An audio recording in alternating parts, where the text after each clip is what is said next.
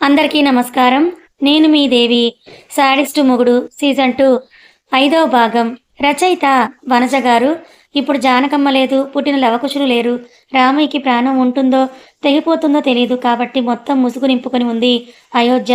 ఆ ఇంట్లో ఎవరైనా 3 పూటలా తింటున్నారంటే అది గాయత్రి, సుబ్బు అనే చెప్పాలి.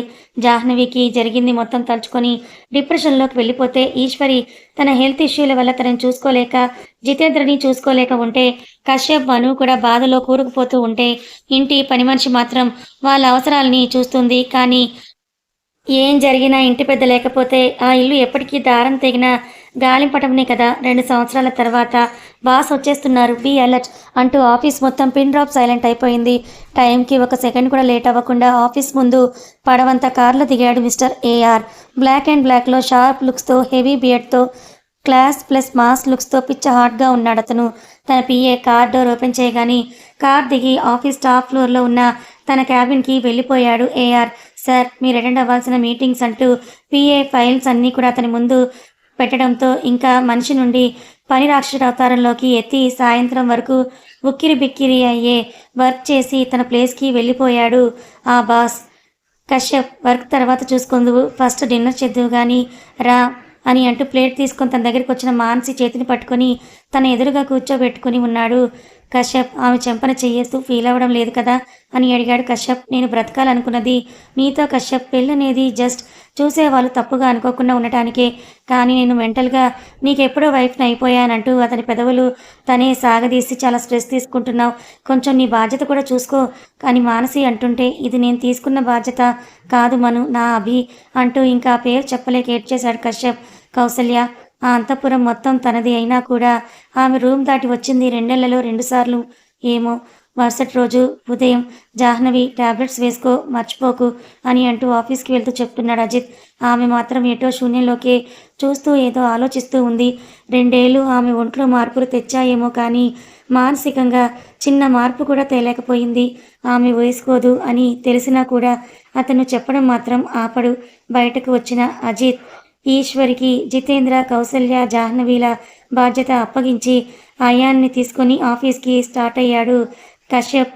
ఇంకో గంట తర్వాత వీళ్ళతో జాయిన్ అయ్యాడు ఆఫీస్లో. సీత, నీ లగేజ్ మొత్తం ప్యాక్ చేసుకున్నావా అని అడుగుతోంది ఒక మిడిల్ ఏజ్ ఆవిడ.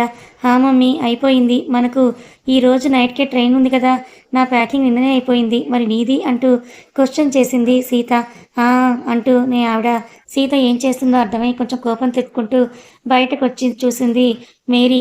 నైట్ డ్రెస్లో లూజ్ హెయిర్, బ్లూ చున్నీని సైడ్కి పెట్టి గార్డెన్ మధ్యలో కాళ్ళకి చేతులకి బురద అంటుకొని వర్షానికి ఎంజాయ్ చేస్తూ పెంచిన పక్షులు, సీతాకోకచిలుకలన్నింటినీ వదిలేస్తూ వాటి హ్యాపీనెస్లో తన ఎంజాయ్మెంట్ చూసుకుంటూ అబ్బురంగా ఉంది సీత. ఇంకేముంది సీత, ఆనందాన్ని చూసి ఏమీ అనలేకపోయింది మేరీ. సీత, వాటినంత ఇష్టంగా పెంచుకున్నావు, ఎందుకు వదిలేయడం అని మేరీ అంటూ ఉంటే, మమ్మీ, మనం ఈరోజు వెళ్ళిపోతున్నాం కదా, తర్వాత వీటిని మనంత బాగా చూసుకునే వాళ్ళు ఎవరు చెప్పు, అందుకే వదిలేస్తే వాటి ఫ్రీడమ్ ఎంజాయ్ చేస్తాయి కదా అని సీత అనడంతో సరిపోయింది. నేను చర్చికి వెళ్ళి లెటర్ ఇచ్చేసి వస్తాను, నువ్వేమైనా మిస్ చేసుకున్నావేమో ఒక్కసారి అంతా కూడా చెక్ చేసుకుంటూ ఉండు. మళ్ళీ మనం ఈ ముంబై ఎప్పుడు వస్తామో ఏంటో అని మేరీ అక్కడి నుంచి వెళ్ళిపోతే, లేకపోతే చూడసలు మా కంపెనీ వాళ్ళు ట్రాన్స్ఫర్ ఇచ్చింది నాకు, నన్ను వదిలి ఉండలేక నువ్వు కూడా ట్రాన్స్ఫర్ చేయించుకొని మరి నాతో పాటే వస్తున్నావు. నువ్వు ఇక్కడే ఉంటే నేనే వీకెండ్స్లో అలా వచ్చేదాన్ని కదా మమ్మీ అని సీత అంటే, పోవే, చిన్నప్పటి నుంచి నిన్ను వదిలి ఉన్నదే లేదు, ఇప్పుడు ఎలా ఉండను నేను అని అంటూ సీతతో వాదించే ఓపిక లేక చర్చికి వెళ్ళిపోయింది మేరీ. చిన్నది సొంతిల్లు అయినా కూడా అన్నీ లోపల సర్దేసి కావాల్సినవి మాత్రం తీసుకొని రాత్రికి వచ్చి రైల్వే స్టేషన్లో పడ్డారు అమ్మ కూతుళ్ళు. మమ్మీ, మనకి క్వార్టర్స్ ఇస్తారు కదా, ఇక్కడే ఉంటే రెంట్, కరెంట్ బిల్ అన్నీ సేవ్ అవుతాయి కదా అని సీత అంటే, అవుతాయి, ఎక్కడన్నా నేను చాదస్తం చెయ్యాలి కానీ మన ఇంట్లో నువ్వు తయారయ్యావలా, నీలా ఈ కాలం పిల్లలు ఎవరైనా ఉన్నారా, కనీసం డ్రెస్సింగ్ అయినా మార్చవే అంటూ ఇద్దరు వాదలాడుకుంటూ ఉంటే హైదరాబాద్ పోయే బండి కూత వేసుకుంటూ వచ్చి ప్లాట్ఫామ్ మీద ఆగింది. అది కాస్త ఎక్కేసరికి తెల్లారేలోపు హైదరాబాద్లో పడ్డారు మేరీ, సీత.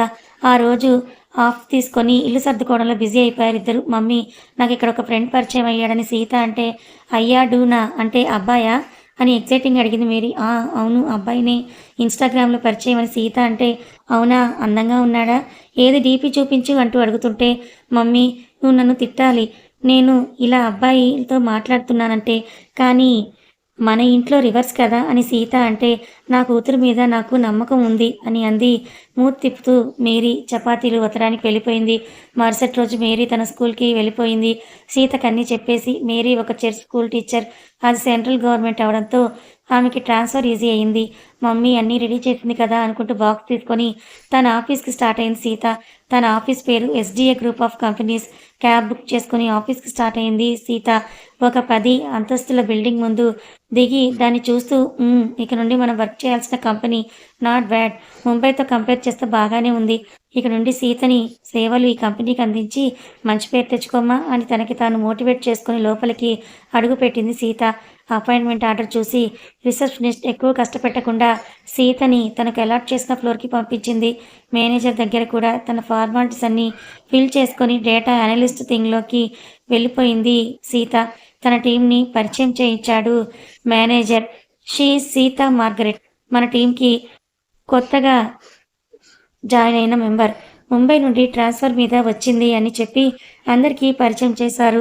తనదైన స్టైల్‌లో హాయ్ చెప్పి చిన్న స్మైల్ కూడా ఇచ్చింది సీత. ఆమె పేరుకి అప్పటికే వింతగా చూస్తున్నా కూడా సీత క్యూట్‌నెస్‌కి ఇంప్రెస్ అయ్యి అబ్బాయిలు అలాగే చూస్తున్నారు. మేనేజర్ వెళ్ళిపోయాక తన క్యాబిన్‌లో కూర్చుంటూ ల్యాప్‌టాప్‌ని ఆన్ చేసింది సీత. అంతలో తన ఫోన్‌కొచ్చిన నోటిఫికేషన్ చూసి హలో, జస్ట్ స్టార్టెడ్ అని రిప్లై ఇచ్చి తన వర్క్‌లో పడిపోయింది సీత. ఎస్‌టిఏ కంపెనీస్, మణికొండ. అజిత్ క్యాబిన్‌లో వర్క్ చూసుకుంటూ ఉన్నాడు అయాన్. అజిత్ అని పిలిచాడు అయాన్. చెప్పన్నయ్యా అని అజిత్ అంటే, నో ఫార్మాలిటీస్, అయాన్ అనే పిలు అని చెప్పి కొంచెం ఈ ఎర్రర్ చెప్పవా అని అడిగితే, ఆ రోజు నువ్వు మెడికోని వదిలేయకుండా ఉండాల్సింది అయాన్ అని అజిత్ అయాన్ మీద చేయి వేయడంతో, ఐ థింక్ నేను మెడిసిన్‌కి అన్‌ఫిట్ ఏమో, నో ఇష్యూ అని యామ్ ఐ ఓకే నౌ అని చెప్తూ మేనేజర్ ఈరోజు వేరే బ్రాంచ్‌కి ఒకసారి రమ్మన్నారు. వెళ్ళొస్తానంటూ అజిత్‌కి చెప్పేసి ఫోన్ చూసుకుంటూ వెళ్ళిపోయాడు అయాన్. మా అందరి మీద అన్ని బాధ్యతలు పెట్టి నువ్వు అనాథలాగా వెళ్ళిపోయావా అభి అని అనుకుని బాధపడ్డాడు అజిత్ కూడా. AR cabin. సార్, మీకోసం ఎస్‌టిఏ కంపెనీ వాళ్ళు బయట వెయిట్ చేస్తూ ఉన్నారు అని స్మోక్ చేస్తున్న ఏఆర్ దగ్గరికి వచ్చి చెప్పాడు manager. Not free and no need to meet them అని ఏఆర్ చెప్పేసరికి, సార్, వాళ్ళు మీ అపాయింట్మెంట్ కోసం చాలా రోజుల నుంచే ఎదురు చూస్తూ ఉన్నారు సార్. ఈరోజు ఎలా అయినా సరే కలిసే వెళ్తామని వాళ్ళు బయట వెయిట్ చేస్తూ ఉన్నారు. ఆ కంపెనీ ఎండీ అయిన కశ్యప్ గారు వచ్చారని మేనేజర్ చెప్పేసరికి, నీ జాబ్ ఉండాలంటే వెళ్ళి వాళ్ళకి గెటౌట్ అని చెప్పిరా, లేదంటే వాళ్ళతో పాటు నువ్వు కూడా అకౌంట్ క్లియర్ చేసుకొని వెళ్ళిపో అని ఏఆర్ చెప్పేసరికి మేనేజర్కి జాబ్ సాలరీనే ఇంపార్టెంట్ కాబట్టి కశ్యప్ని వెళ్ళిపోమని చెప్పడానికి రెడీ అయ్యాడు. తన ముందు ఉన్న బడ్జెట్ ఫైల్ని తీసుకుంటూ ఎస్టీఏ మీద కాంపిటీషన్ ఇష్టం లేని ఏఆర్ ఆ ఫైల్ని పక్కకు విసిరేసి తన వర్క్లో పడిపోయాడు. మేనేజర్ వచ్చి, మా సార్ బిజీ, మిమ్మల్ని వెళ్ళిపోమని చెప్పారు సార్ అంటే తెలిసిందే ఎక్స్పెక్ట్ చేసినట్టు బయటకు వెళ్ళిపోయాడు కశ్యప్. వేదవతి కూడా మంచానికి పరిమితమై ముసలి మార్తాండని ఇంకా పంతంగా మార్చింది. హాల్లోనే ఉన్న జ్వాల తన మెడలోని తాళిని తిప్పుతూ ఏవో ప్లాన్స్ వేస్తోంది. జ్వాల అని పిలిచాడు మార్తాండ. ఏంటి తాతయ్య, విసుగ్గా బదులిచ్చింది. ఆ తాళి తీసేసి వాడి మీద పగ తీర్చుకుంటూ ఉండమంటే నువ్వు ఆ డాక్టర్ గడు కట్టిన ఆ తాళిని తీసేసి సూర్యదేవరి ఇంటి మీద పగ తీర్చుకోమంటే నువ్వు చేస్తున్న పని ఏంటి జ్వాల? ఓహో, నీకు కూడా పెళ్ళి, కాపురం, పిల్లల మీద మనసయ్యిందా ఏంటి అని మార్తాండ వెటకారంగా అడిగేసరికి, తాతయ్య ఆపు, నాకు వేటి మీద మనసేమీ అవ్వలేదు, ఆలోచిస్తున్నా. ఆ సూర్యదేవర కుటుంబంతో పాటు మామయ్య కొడుకులు అయిన ఆ అజిత్ అయాన్ల మీద కూడా నా కోపం తీర్చుకోవాలి అని జ్వాల పంక్తంగా అంటూ ఉంటే, ఈ 2 ఏళ్ళు ఏం చేశావు మరి? కనీసం నా చివరి క్షణంలో అయినా ఆ సూర్యదేవర కుటుంబం భూస్థాపితం అవ్వడం చూస్తే తప్ప నా ఆత్మ శాంతించి వెళ్ళదు అని మార్తాండ చెప్పేసరికి కట్టుకున్న చీర అంచుల్ని నలిపేస్తూ తెగ ఆలోచిస్తూ ఉంది జ్వాల. సాయంత్రం కొత్త కాబట్టి మేనేజర్ సీతను తొందరగా ఇంటికి పంపించాడు. తనకు వచ్చిన ఇన్స్టా మెసేజ్లు చూస్తూ షేర్ ఆటో ఎక్కింది సీత పాప. మేరీ లేట్ అవుతుందని చెప్పడంతో చేసేదేం లేక దారిలో కూరగాయలు తీసుకొని డిన్నర్ వండాలి అని ఫిక్స్ అయ్యి ఇంటికి కాకుండా మార్కెట్‌కి బయలుదేరింది సీత. కానీ దారిలో ఆమె ముందు కింద పడ్డ ఒక చిన్న పాపని చూసి వెంటనే వెళ్ళి పైకి లేపింది సీత. పాప, ఒక్కదానివే వచ్చావా నువ్వు అని అంటూ ఆ పాపని తన మొహానికి అంటిన దుమ్మంతా తుడుస్తూ అడిగింది సీత. పాప ఇంకో వైపుకి వేలు పెట్టి చూపిస్తూ తన వాళ్ళు అందరినీ కూడా చూపించింది పాప. యో ఇక్కడ ఉన్నారా?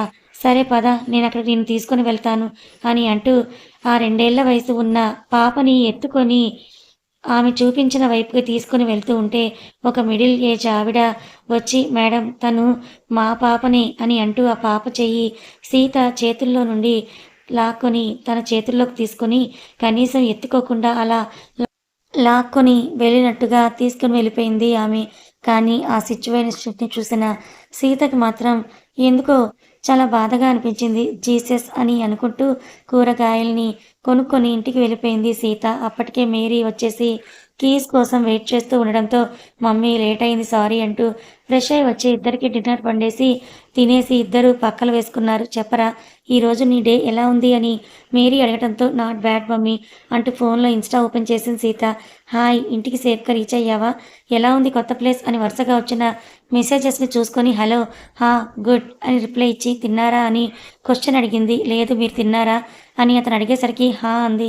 ఎంప్లాయ్ అన్నారు, ట్రాన్స్ఫర్ అన్నారు, ఇంతకీ ఆ కంపెనీ పేరు చెప్పలేదు అని అటువైపు నుంచి అడిగేసరికి 2-3 నెలల పరిచయం అయినా కూడా పేర్లు అఫీషియల్ ఇన్ఫర్మేషన్ తప్ప ఒకరికి ఒకరు ఏం తెలియకపోవడంతో మంచివాడిలాగానే ఉన్నాడు అని అనుకుని ఎస్టీఏ అని రిప్లై ఇచ్చేలోపే సీత కొంచెం ఈ నోట్ రాసిద్దుగానిరా అని పిలవడంతో వెళ్లాల్సిన మెసేజ్ కాస్త డ్రాఫ్ట్లోనే మిగిలిపోయింది సీత ఫోన్లో. రేర్గా కౌసల్య బయటకు వచ్చిన ఒకరోజు ఆమెకి ఎవరితో మాట్లాడాలని లేదు. అందరూ కూడా బలవంతంగా మాట్లాడతారు కానీ ఆమె జవాబిచ్చేది మాత్రం అంతో ఇంతో కశ్యప్‌కే మాత్రమే. తన పాటికి తను పూజ చేసుకొని ఒకసారి ఎప్పుడూ కళకళలాడుతూ ఉంటే తన అంతఃపురాన్ని చూసుకొని దుఃఖాన్ని దిగమింగింది కౌసల్య. కశ్యప్ మెల్లిగా వచ్చిన ఆమె వాయిస్‌కి హాల్‌లో ఉన్న జాహ్నవి, మానసి షాక్ అయి చూశారు. కశ్యప్ అదే హ్యాపీనెస్ అనుకుంటూ ఆంటీ అని ఆర్తిగా దగ్గరికి పరుగు తీస్తే అతని చెంప మీద చెయ్యేసి నువ్వు కూడా నా కొడుకు లాంటి వాడివే కదరా! ఎన్ని రోజులని ఇలాగే ఉంటావు? మానసిని పెళ్లి చేసుకో. మీ పెళ్లితో అయినా అన్నీ కాకపోయినా కొన్నైనా చక్కబడతాయేమో అని కౌసల్య అంటే కశ్యప్ అందరి వంక చూశాడు. అందరి ఉద్దేశం కూడా అదే అయినట్టు వాళ్ళ ముఖాలు చెప్తూ ఉంటే చేసుకుంటానని చెప్పి కానీ ఒక కండిషన్ అన్నాడు. ఆ కండిషన్ ఏంటో అందరికీ తెలుసు. అది జరగదని తెలిసి కూడా ఎవరు ఇంకేమీ మాట్లాడకుండా హాల్లో నుండి డిస్పర్స్ అయిపోయారు. తన కోసం ఉన్న టిఫిన్ ప్లేట్ నైట్ రూమ్లోకి తీసుకువెళ్ళాడు అజిత్. జాహ్నవి కిటికీల నుండి గార్డెన్ని చూస్తున్న ఆమె ముందు కూర్చొని పిలిచాడు అజిత్. తల తిప్పి అజిత్ని ఒకసారి చూసి మళ్ళీ తన చూపుని తిప్పేసుకుంది జాహ్నవి. ఇంకా ఎన్ని రోజులని ఇలాగే ఉంటావు? కొంచెం బయటికి రా అని చెప్పాడు అజిత్. రాలేకున్నాను అజిత్. నీకు చెప్పకపోయినా అప్పట్లో నువ్వు నన్ను సరిగ్గా చూసుకోకపోయినా నా ఫస్ట్ బేబీ మీద నిజంగానే నేను చాలా ఆశల్ని పెంచుకున్నాను అని అంటోంది. కానీ అప్పటికే ఆమె కళ్ళు ఎర్రగా అయిపోయాయి. ఏడ్చి ఏడ్చి ఏడవకు, మనం అడాప్షన్ ట్రై చేద్దామని అన్నాడు అజిత్. వద్దు అని అంది. ఒక్కసారిగా జాహ్నవి కథ కొనసాగుతుంది. అజిత్ జాహ్నవిల జీవితంలో ఏం జరిగింది? జాహ్నవికి అబార్షన్ ఎందుకయ్యింది? తను ఎందుకలా డిప్రెషన్లోకి వెళ్ళిపోయింది? మరొక పక్క కశ్యప్ మనులు పెళ్ళి ఆగిపోయింది. కశ్యప్ పెట్టే ఆ కండిషన్ ఏంటి? మరోవైపు ఈ ఏఆర్ సీతలు ఎవరు? అసలు వీళ్ళిద్దరికీ ఈ అయోధ్యలో ఉన్న వాళ్ళకి సంబంధం ఏంటి? ఏఆర్ సీతలు ఎవరని మీరు అనుకుంటున్నారు? తెలిస్తే గెస్ట్ చేసి కమెంట్ చేయండి. కథ నచ్చితే లైక్ చేయండి. ఇలాంటి మరిన్ని మంచి కథల కోసం మన ఛానల్ని సబ్స్క్రైబ్ చేసుకొని ఫాలో అవ్వండి. Thank you so much.